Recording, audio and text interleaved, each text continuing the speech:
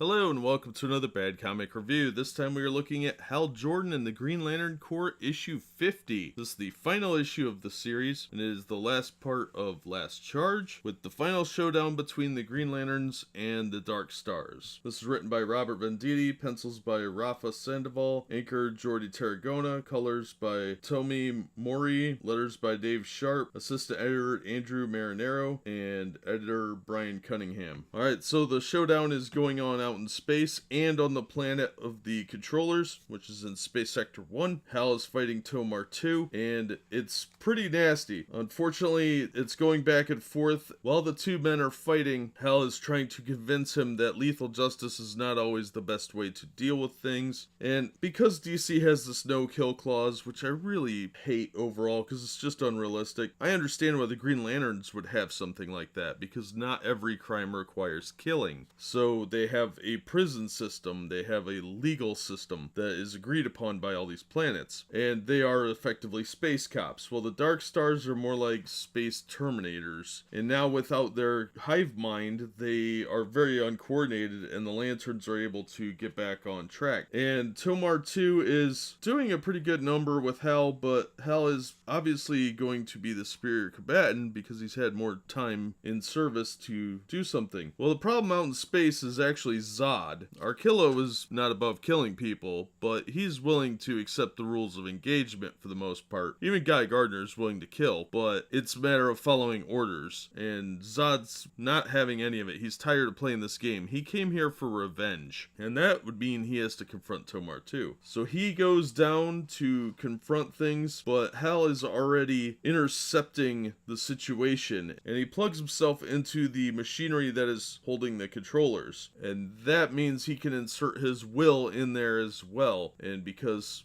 Hal is the most willful person in the universe, apparently, he's able to inject himself into the equipment and provide more of a grounding in morality. There's an interesting talk between different philosophies, because both Hal and Tomar 2 have lost their fathers. Hal used that to cherish the time he had with his father and use it to become something better. Tomar 2 took it and fell into a well of darkness and let that corrupt him. It's actually explained very well in the book. I'm not going to get into it because it was really something you have to read to get the point of. So when Zod comes down, he's looking for vengeance, but it's already kind of ingrained that because of Hal's action, everybody's kind of seeing the error of their ways because his morality is also infused into their hive mind. The Darkstars start to kind of give up a little bit, and Tomar 2 sees the error of his ways, and that he is also what he was fighting against, a murderer. There was no trial, there were no juries, he's just a murderer. The story wraps up pretty nicely. We learn what happened to Zod, but they're not real sure what happened to Hector Hammond. Arkillo and Orion go back to their homeworld, and I thought it was handled really well. It was a good wrap up. They're going to introduce some new characters, some new recruits. They sent more rings out, and everything seems to be on track for the new series starting in November, which is just Green Lantern, and seems to focus more on Hal Jordan, which I'm fine with. I think that's cool. I like the Green Lantern Corps, and there should be a Green Lantern Corps series, but I think that Hal Jordan should be the star of his own series. I don't think there needs to be 3 titles, but Green Lanterns really could fix that pretty well.